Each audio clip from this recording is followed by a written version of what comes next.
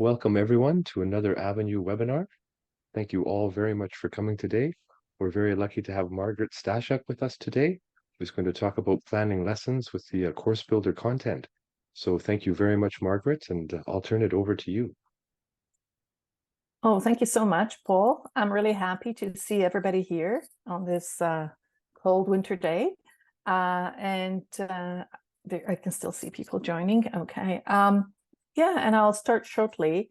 So let me just get my presentation going here. Okay. And it looks different than before, but it's okay.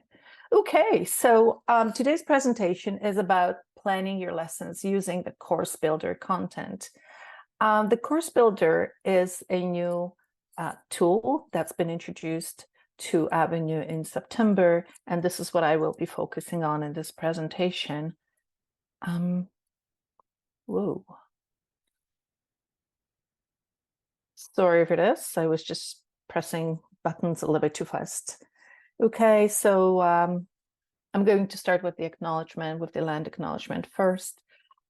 New Language Solutions is based in Ottawa, Ontario. We acknowledge that our head office is on the traditional unceded territory of the Algonquin Anishinaabe people. Beyond Ottawa, we have staff working in locations across Canada. New Language Solutions is grateful to have the opportunity to work as guests in communities and territories across the country. And we honor the stewardship of many Indigenous peoples who have resided on these lands since time immemorial. We make our acknowledgement as a sign of respect for all Indigenous peoples of Turtle Island, past and present. We accept the true impact of the past and pain suffered by generations of Indigenous peoples. As an agency that works to support the integration of newcomers into Canadian society and cultures, we resolve to support activities that are inclusive of Indigenous peoples. We will make our best efforts to address a history of injustice to First Nations, Métis, and Inuit peoples. We encourage our frontline staff and clients to discover whose traditional territories they live on, and pause to reflect on the hospitality shown to us as guests in these territories. Okay, so let's get started with this presentation. So as I said before, the presentation will focus really on the Avenue course builder. It is going to focus on using it for planning purposes. I am not going to focus on the technicalities of using the Avenue course builder. I'll just very briefly present how it works, and I will direct you to the specific resources that you can use to learn more about it. However, I will demonstrate and I'll discuss briefly what a sample process of planning you can use when you design your course and when you design your lessons in different modalities and at different CLB levels. So I'm going to start first with the Avenue course builder and its setup, the way it is organized, the content that it has, and features that can help you in your planning process. Then I'm going to focus on tips for planning your course using that content. And then I'll move on to tips for planning your lessons, including synchronous and asynchronous components. And the term lessons that I use here is very arbitrary because it can be a series of sessions, it can be in-person sessions, it can be web conferencing sessions, but we'll discuss that when we get there. Okay. So the first question that I have for you, that will help me understand how I might need to focus my presentation, I may need to focus it on is what CLB levels do you teach? And I put a few answers in there for you just to orient myself better.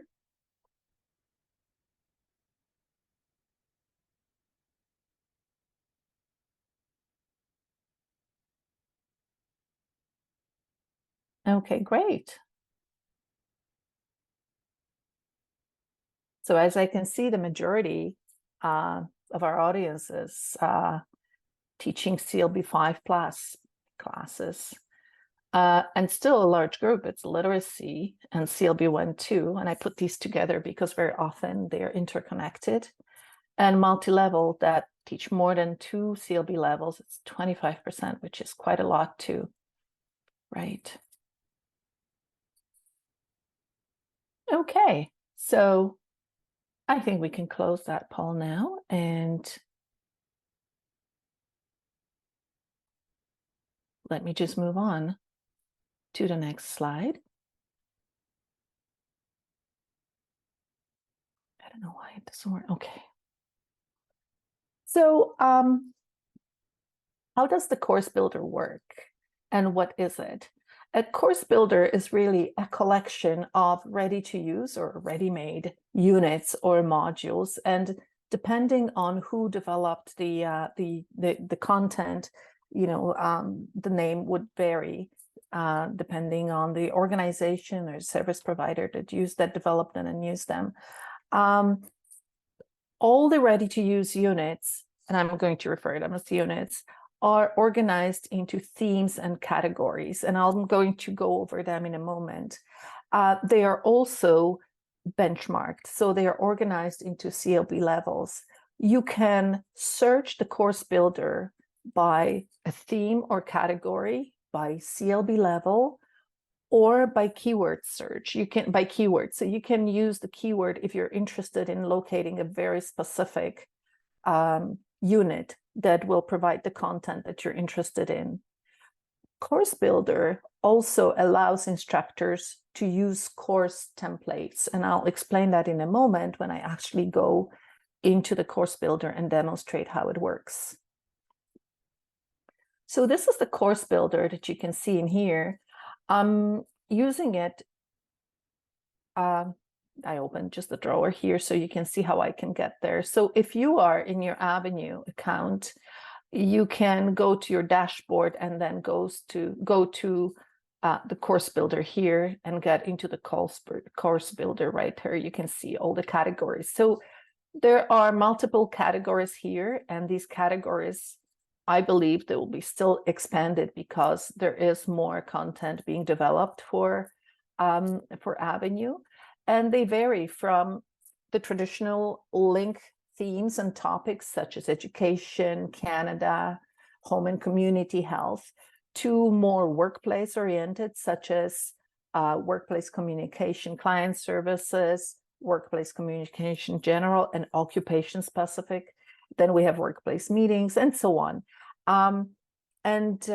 Here we have the different CLB levels that you can use if you want to zoom in on the specific level that you're interested in. This is the keyword search bar where you can type in the word if you're interested in the specific topic that would narrow down your search. So right now, I'm just looking at the list, alphabetical list of the units, and the levels are mixed up. You can see here ESL literacy, CLB1, CLB4, and so on. So each unit comes with this basic information that you can see at a first glance. So it's here, just the image that goes with that, the title of the unit, the target level that it's been designed for, and the levels it can be used with, the other levels, and then who developed it. Now, in order to search the unit that is appropriate for your level, what you can do is just select CLB3 here, for example. Let's say I'm teaching a CLB class, CLB3 class, and then I want to find health units that are pertinent to my level. So this is what I get. Okay, so I can see that I have 2, 4, 6, 8, 10, 11 units on that, within that theme. And as you can see, they were developed by different organizations. So they will look slightly different from one to the other, but they will have a very similar structure, which I will discuss in a moment. You can also focus on the very specific term that you may be looking for, such as, let's say I want to see if there's anything on pay stub. I want to teach how to read a pay stub. So I'll just click here, and I got here 3 units that will actually have some content that relates to reading a pay stub. So as you can see, they will all relate to employment. They have some kind of workplace or work in the title, but it would be difficult for me to find it from that list. So it is easier to go here to the key search and keyword search and find it here. Okay, so let's go back to our presentation. Okay, so now if you would like to start planning your course and look at the content, you may wonder where you need to start looking first. So I think the best way is to actually take a look, do exactly what I have just done, and take a look at the categories and at the CLB levels that are pertinent to your course, and just preview. Just see what is available in there, see how much is available, because the content that is in the course builder is really robust. And zoom one theme or category at a time. You don't need to look at all of them that are available at your level, because if you select one level, you will get a lot of units that will be at your fingertips. So it is a good idea to zoom in on one theme or category at a time. And when you do that, have a look at a few units just to orient yourself to the unit or module setup. Most of them are organized in a very similar way, which means that they have a very consistent content. They include information for instructors, some instructor resources, and then they include learner resources, e-activities, and additional materials such as transcripts, vocabulary lists, as well as assessment tasks. And they come in both digital format and paper-based format. And once you go through those units, you can you can make a request, place a request through the course builder. So let's just go back to the course builder. I'm just going to look at a few things again. So let's say I'm working in CLB 3 class and I would like to order the work and pay unit. So the way I would do it, I want to look at it first. So I want to see the work and pay unit, and this is what it looks like, and I like it. So I'm just going to say pin it, and I'll pin it here. And then I'm going to choose another unit. Let's say I looked at it, I really liked it. I want to pin this unit. And as you can see here, I get the shopping cart image. When I go to this shopping cart image, I see the list of those 2 units, and then I can request a course. Well, it says request a course, but I don't really need to request a course if I already have a course on Avenue, but I'll just explain it later. So here you will get this request form where you simply state whether it's a new course or the existing course. You have that option. Okay, so I already have 2 courses here, and I can choose to append to my other course here. I'm not going to click because I don't need to order these. I can order these 2 units in any way I want to, and I can choose a template. This is what I mentioned before. A template is like a shell for the course. A template comes with communication tools and some additional materials. I'll show you here. There's quite a few options. So you can see you can have a blank Avenue course template, but you can also get the templates for Ontario ESL programs and for link programs. So depending on the level you're teaching in, I would, for example, choose this one. And I would enter my course name if it is a new course, and if it is the existing one, I don't need to do that. And I just fill out all that information and I'll submit my course request, and I would get these units into my course. So I'm just not going to order these units, but I just wanted to demonstrate how easy it is and how fast. And the course requests are usually fulfilled within 24 hours right now. It may be very different on September the 5th. in next year, but because everybody will be requesting their courses, but I think it's still a very streamlined process and works very, very fast. Okay. Now, as I said here, request only what you will use. So it says here, when we look at the list of courses available for CLB3, it's a very long list. You could order multiple units.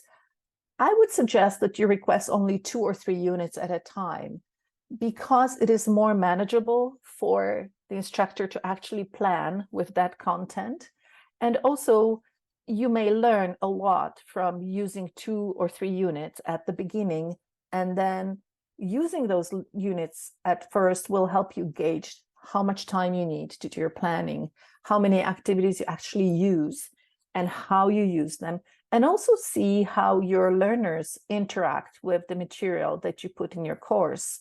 You will also see what their digital skills are, how high that level is, and whether they need any scaffolding or additional help that you will need to provide. And another thing that I would also recommend is requesting a sandbox course. So sometimes you want to look at the content and you want to play with it, maybe test it a little bit, but you don't want to use it in your real course. A sandbox course is an option that is available in that request form. I forgot to actually click on it. Let me see if it's here. No, let me just see if I can go back to it.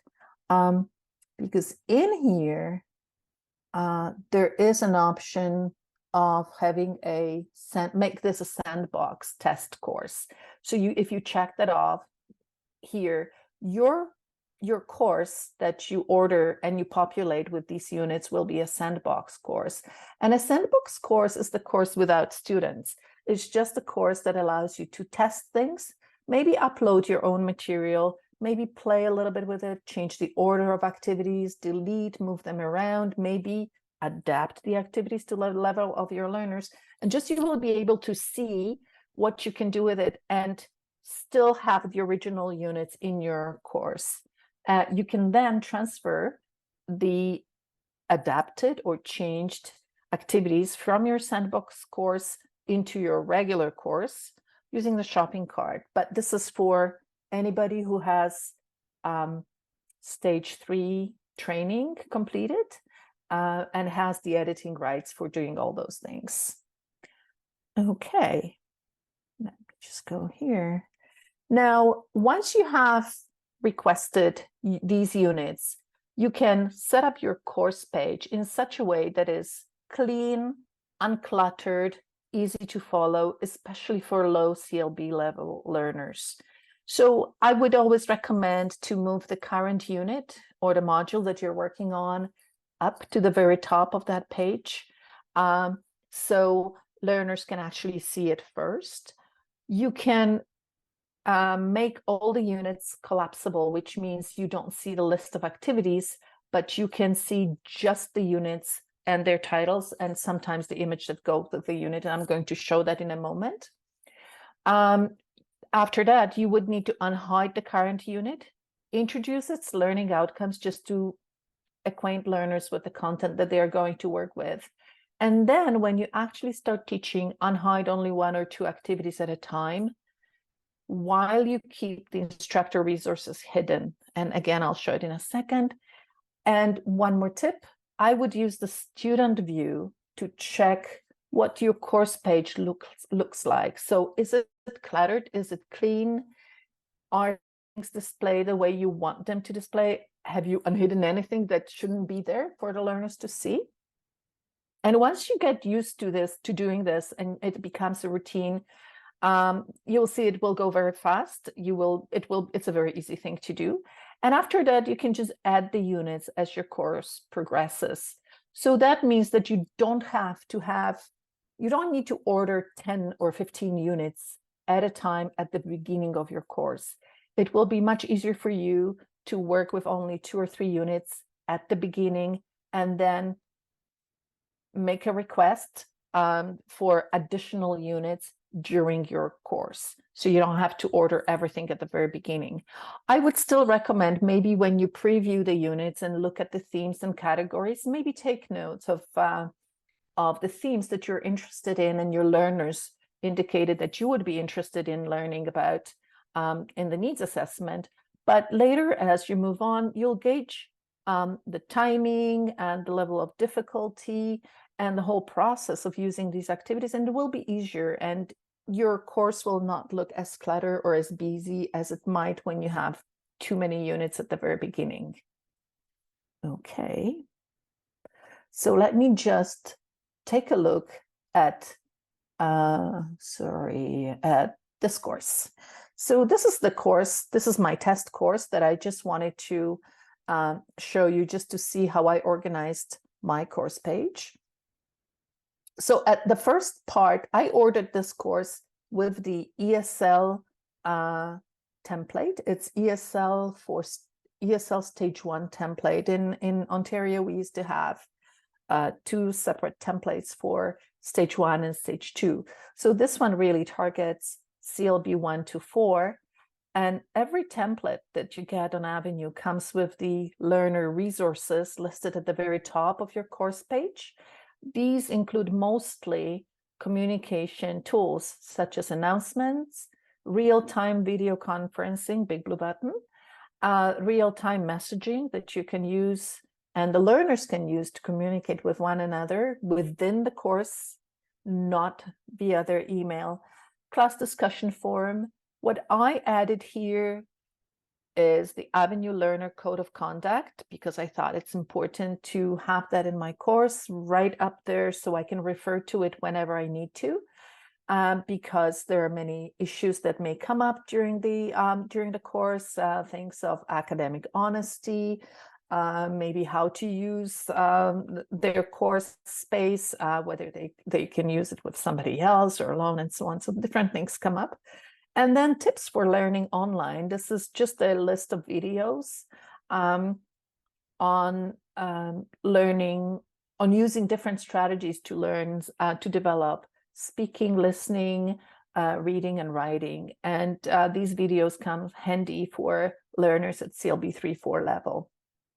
And also, I would like to be able to refer to them at any time during my course. And then I have these units here that were part of the template. So orientation to Avenue, tips for learning online, orientation to PBLA. And then I chose to have these units talk to your neighbors, interact with your neighbors, and so on. So you can see it's a very, very long list, right? So what you can do is you can change the view of those units and make them collapsible. You can also have the view when you have only one unit displayed and the others are hidden. But this is not part of my presentation. There are handouts and videos that can teach you how to do that. And there are also handouts and videos that demonstrate how you can make a course request and request the units for your course via the course builder. Okay, so let's go back here. So now, once you have a sense of which themes and topics you're going to teach in your class, you can consider planning your lessons. And when I say lessons, I really mean any kind of sessions, synchronous or asynchronous, and the time that is spent with the Avenue material. So the first criterion that I would consider, the first factor, would be the modality in which you teach your course, because that will determine how much time learners will be able to dedicate to the online activities and how they will interact with them. Then another important factor is whether learners, whether your course has synchronous and asynchronous components. So that would really determine how often and how long learners will be spending with the online activities and in what settings. Another factor that is really important is CLB levels. It is really important to consider that when you plan your lessons, and I'll elaborate on that in a moment. And then learners' digital skills.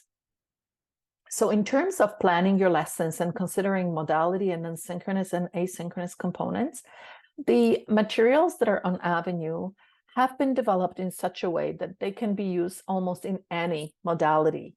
And I'll talk about that in a moment. I'll address what these modalities are and how they can be used. But first, I would like to hear from you. In what modality do you deliver your course? So maybe we can see the answers.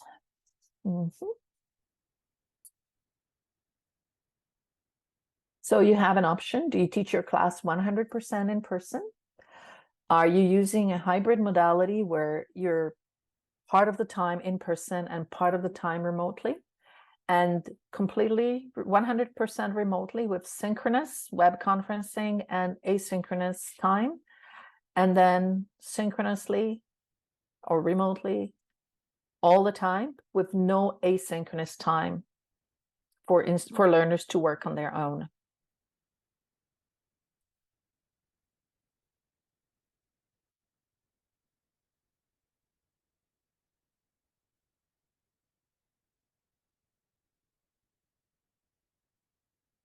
Yeah, so this is very interesting. We can see that the hybrid modality and then remote modality, which both of these are the combination of synchronous and asynchronous components, are predominant. The only difference is that hybrid modality allows for in-person session, which is very, very helpful, especially at lower levels. And the 100% remote modality just has these sessions replaced with web conferencing sessions, which have their own challenges.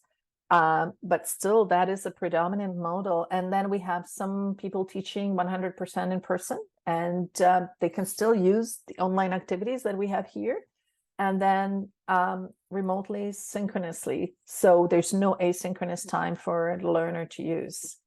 Thank you. Okay. So let's move on to the next slide. So how I will address the specific modalities in a moment, but I just wanted to go back to the units. So let's say we selected the unit to teach in our course, and now we looked at the unit and it has so much in there. It's just difficult to rein all of that in and decide what to use. So I just made a few points of actions you can take to actually streamline the whole process.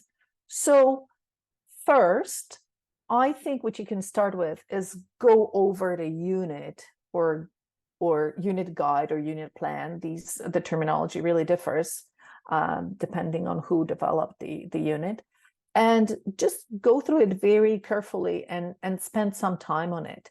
Unit guides or plans include crucial information about CLB competencies targeted in the unit. They provide information on language focus, such as vocabulary, grammar, strategies, pragmatics, and so on. Another important tool that you may want to preview when you plan your lessons would be go and take a look at transcripts. Most units include copies of transcripts of video and audio material included in the EEC activities, and they may be helpful in identifying additional elements that you may want to include in your teaching. You may also need to look at the assessment tasks. I know that planning process is very different from person to person, and we may sometimes people start with the big picture and they zoom in on the specific information, and some people start with the assessment task and work their way backwards. So it really depends on your individual planning process, but all these documents that are included in the instructor section of the unit will be very helpful. Then once you go over these documents and have a sense of the level and specific details of the unit, it is a good idea to actually test the activities yourselves. So you may want to take a look at the activity and go through them slide by slide. And I'm going to do that in a moment just to show you what you can do and how you can go through them. But going through these activities will just help you understand what the timing is. And that will give you an idea how much time you may need to spend on them and how you want to use them. Do you want them to be completed synchronously or asynchronously? Then you will see what their complexity is. These activities vary from unit to unit. Some of them are pretty straightforward when it's just selecting the multiple choice answer, when it's just typing in the answer, but some of them are more complex and they involve the tasks that start with reading and listening to the instruction, then looking at the image, then listening to the audio, then checking the vocabulary by clicking on the vocabulary button and then answering the question. So there's quite a lot that needs to be unpacked. So you may want to test that yourself to see how you will need to assist your learners in that process. Navigation, that's another thing. You may need to see what the options are for the navigation, how to move from one slide to another, or maybe where to click, what to do first, what to do next, whether there's drag and drop, for example. And in certain activities, when we have drag and drop, they may not work very well on small screens, such as phone screens. So you may need to be prepared for that. And other factors like possible challenges that you think your learners might have when completing these activities. You will see what kind of scaffolding may be needed for them to help them in navigating and interacting with these activities. So once you test these activities, you can decide what content you would like to use. So the units include multiple activities. It doesn't mean that you have to use everything. Let me just go to one of the units that I have in here. This is the unit that I put in my sandbox course, and it's the unit on workplace culture. So, and it's appropriate for CLB5 plus class. So in here, this is the unit. This is where we have the outcomes for that unit. This is the section for the instructor.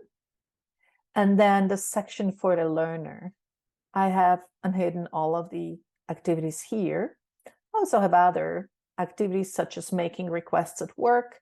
And then I thought, if they're making requests at work, it might be a good idea to take a look at the unit on writing workplace emails. And there are 2 of those. So I put all of these in my sandbox so I can actually look at all of them and see what I can select from these units. I may opt to use all of them and without being selective and use the whole unit as is. But I may choose not to teach all of them. I may focus on something that is really of the interest to my learners. So as you can see in here, let me just go to the unit guide. I just wanted to show you what the unit guide looks like. So in this unit guide, I have the brief description of the unit. It tells me what other units I can combine it with so I can have a full course. I have here information what is included in this unit guide, and then general information about the tasks, real world tasks that this unit is focused on, and then language focus that is here, grammar, vocabulary, and other items, and assessment. So here we have 2 assessment tasks in this unit, 2 assessment artifacts, sorry. One is the assessment task, and the other one is the practice task or skill using task that can be done online. An assumption is that the speaking assessment task will be done in a synchronous component in person or in a web conference session. This one can be done independently by the learner on their own. And then online content is described here. And then in here, there's some teaching notes that may help you determine how you want to use this unit, what you can do with the specific activities. how you can complement the activities in the unit, and what other things you can do, and how you can connect the activities with one another. So let's go back to that unit. So, and these are the PDF files that accompany the assessment tasks in that unit. So as you can see, that unit is quite long. It has 11 activities that are skill using and skill building and skill using. And then we have the two assessment artifacts. One is the assessment and one is skill using. There are vocabulary activities. There is the introduction activity that helps learners to be familiar with the vocabulary and the concepts for the workplace culture. So what you would do in case of these, there's the little needs assessment or the intro to the unit. So what you would need to do is just basically go through that unit and just see what is available in there, and just see how it can be used. So in this particular unit, there are many vocabulary practice activities, and there is a listening material. What you may need to do is introduce learners to certain strategies that they may need to have in order to use this material efficiently. So maybe you need to introduce listening strategies at this level. What do they need to listen for? How they need to listen? And then they can answer the questions. You can look at this activity at the end, once it has been completed by learners, and just connect to it in the synchronous session, so you can ask questions, additional questions about the listening activities. You can have some additional vocabulary practice that is built on these specific words that appear in here. I'm going to address that in a moment, and I'll show you what you can do to connect the synchronous and asynchronous session. Just going back to the unit, I also wanted to show you that when you look at this and see, oh, there's so many vocabulary practice activities, you may need to decide now which of these you will be assigning before and after your synchronous sessions, which of these you may want to connect to in your synchronous session. I would definitely not advise going through each activity in class in your synchronous session, or in the in-person or in the web conference, because it may not be the best use of that time. Your synchronous sessions will be best spent on providing the additional speaking practice, or speaking practice based on what is in the unit content, instead of doing and repeatedly going through the activities that have already been done by learners. And as you can see here, in this unit, we have two forum activities. In these forum activities, learners are asked to share their experience or their ideas, and they can do it in writing, but you don't need to use that as a forum activity. What you can use is the idea that is included in that forum, and you can say, oh, that would be a perfect speaking activity, or maybe group activity that the learners could complete in small groups in the web conference session, in their breakout rooms, or in a class, and use that instead. So there's the flexibility of using the content that is here in different ways.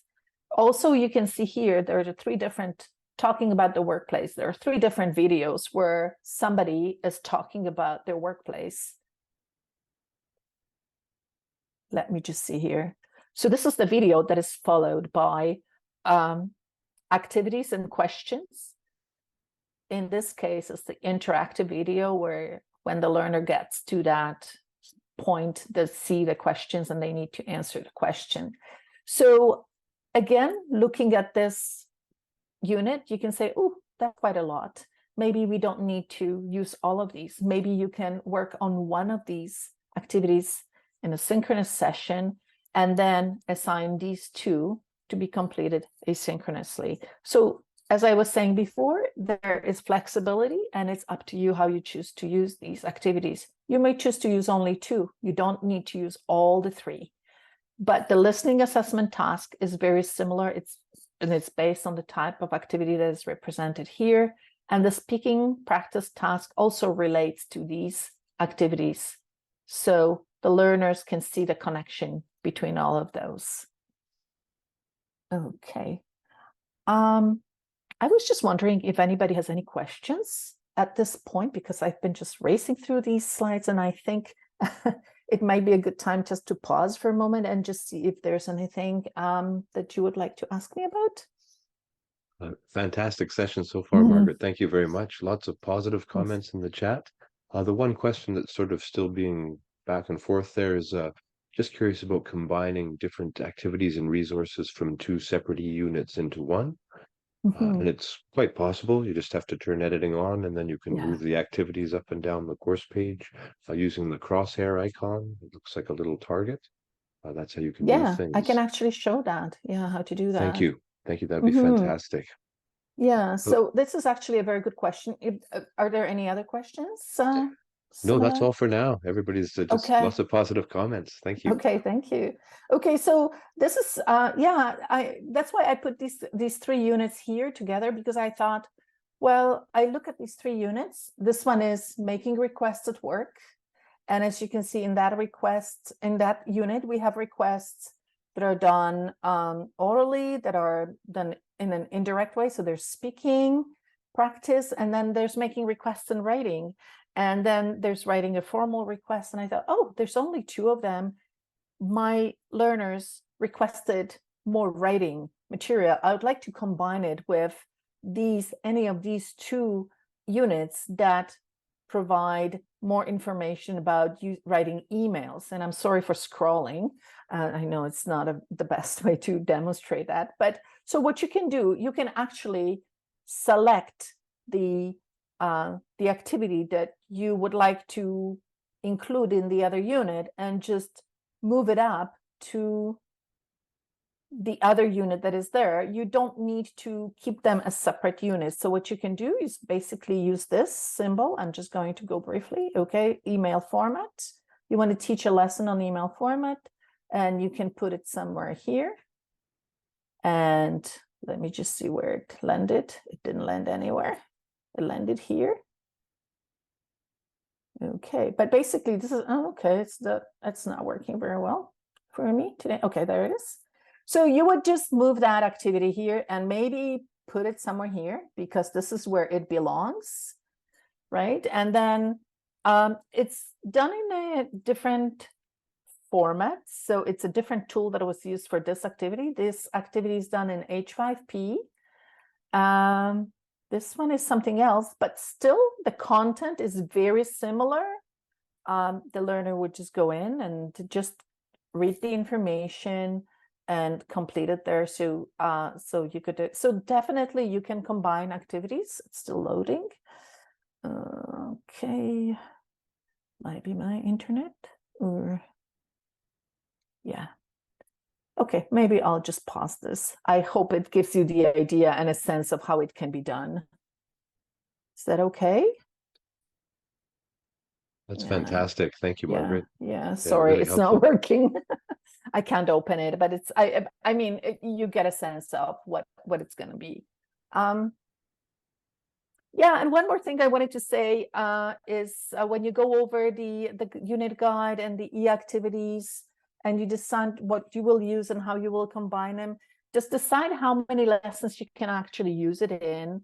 So you may have one unit may last you, if you choose to use all of it, it may last you as long as 3 or 4 sessions that you would have, synchronous and asynchronous, or it may be just one session. It's really up to you.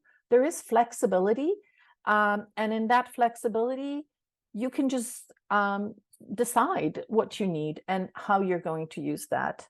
Now, what is also important, you can also, oops, sorry, I just let me just go back. Okay, you can also determine if you will need to supplement the content of that unit, because let's say you just choose to use one listening activity from the whole unit, but you want to do the rest of it. You say, oh, this is not something that I need to teach, or maybe I have already taught that and I want to do something else.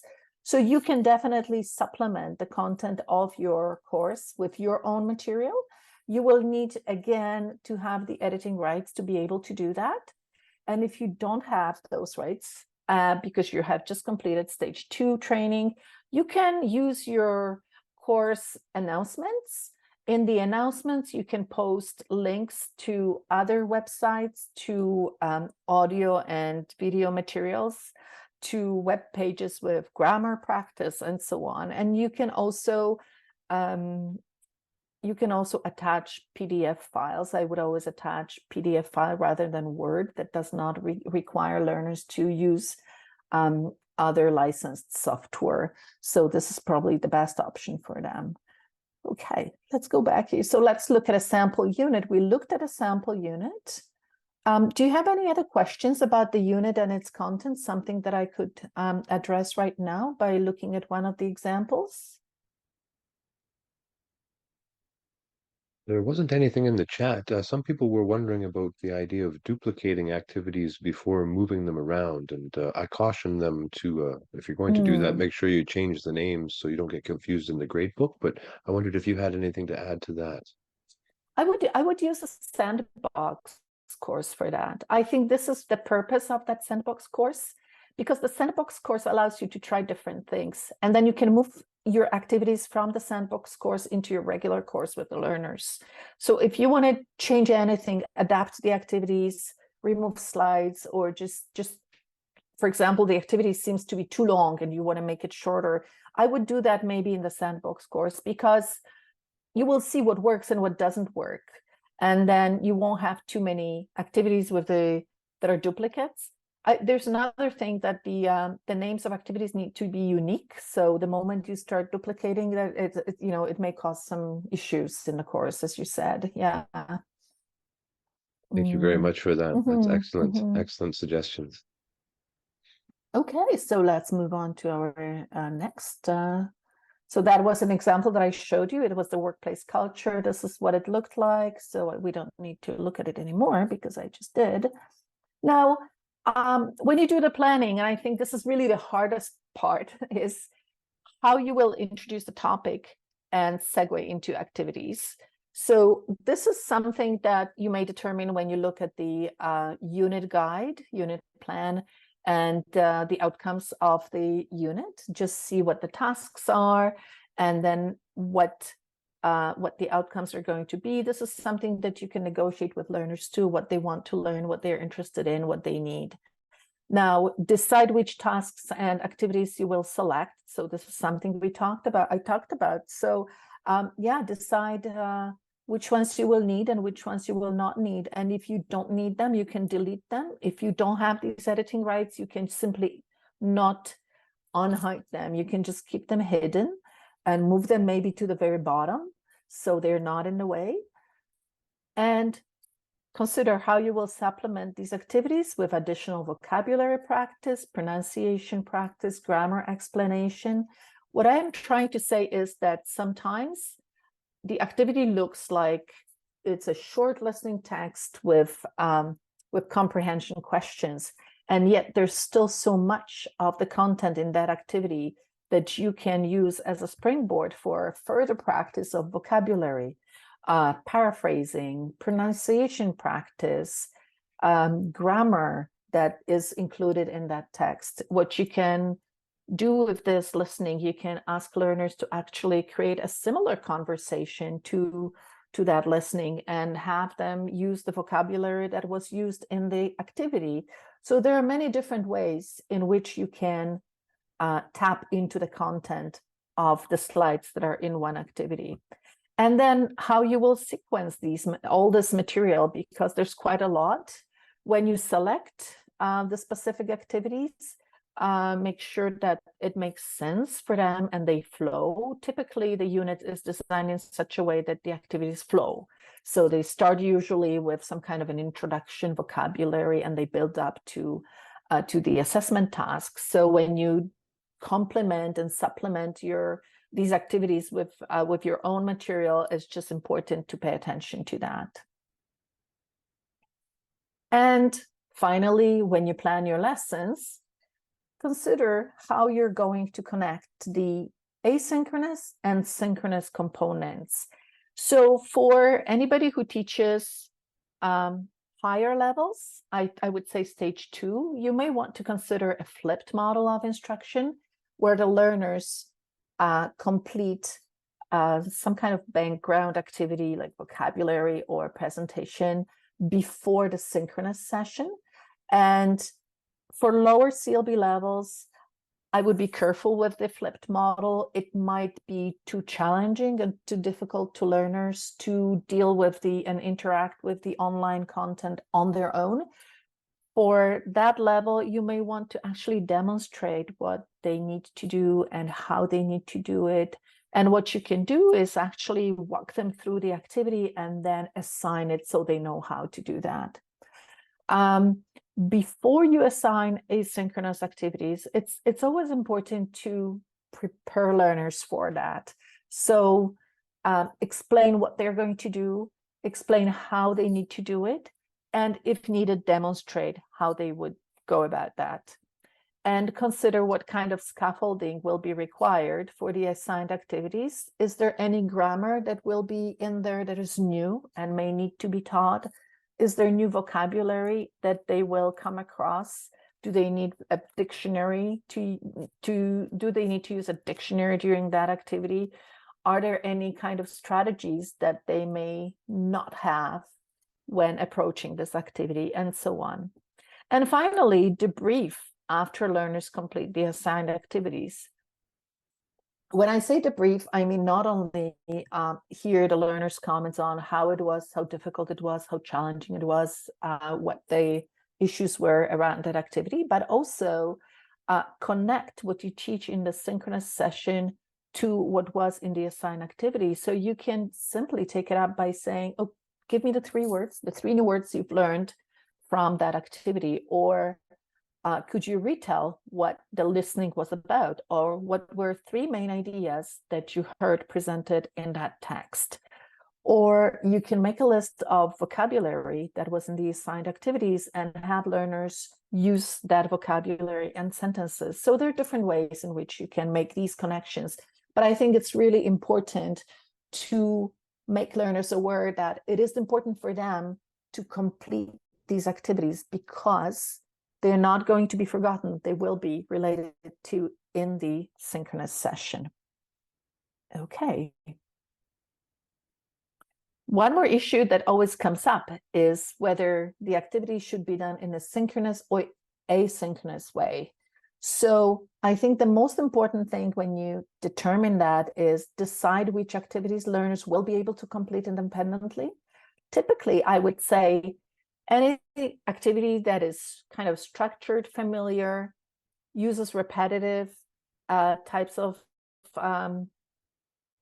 tasks is good to be assigned, especially for lower DLB levels, such as fill in the blanks or multiple choice or matching the words and sentences, matching the words and images. Also for higher level courses, you may want to assign tasks or activities that take a long time to complete, like writing, for example, or doing the research or preparing a presentation. You may also assign independent listening and reading activities. So learners take time. They can listen several times. They can listen over and over to specific sentences. They can practice pronunciation. They can repeat, and so on. It is important that when the activities are assigned for completion, that you monitor that completion, and you can use the time tracker in your course. The time tracker allows you to see, let me just show this. I think it's this one. So the time tracker is, sorry for scrolling, is here.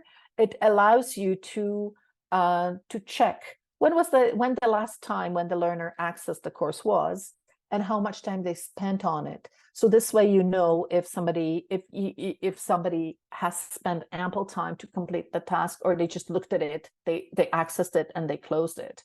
And then if somebody spends a very long time on the activity, maybe it is too challenging. So that may give you some additional information about learners' abilities. And finally, review what learners completed asynchronously. So as I said, take it up in class. Now, finally, how you can use your sandbox course, something that we've talked already. So you can preview the units before you actually request them for your main course, if you want to do that. Or what you can do is move the activities, specific activities from that sandbox course into your main course, test the e-activities, adapt them, change them, upload your own material, and move supplementary activities from other units so you can combine them. So there are many different ways that you can use the sandbox. Or if you just want to see things, how they work, maybe you want to test how you would like to organize your course page. You can also do it in your sandbox course. So finally, my final slide is, let's recap and let's see what the process is and how you can streamline it. So browse relevant units or modules in the course builder, request 2 to 3 units at a time, not more. Go over the unit in detail to plan a lesson or lessons or those sessions. Sequence the planned activities and supplement them where needed. Debrief and reflect. And learn from the lessons learned from this process and add more units and working them, modifying the way you work with them based on your experience. And there's one more thing I wanted to show you, which is where you can find the resources on how to use the course builders. So if you are on the homepage, Avenue homepage, you can go to Avenue support.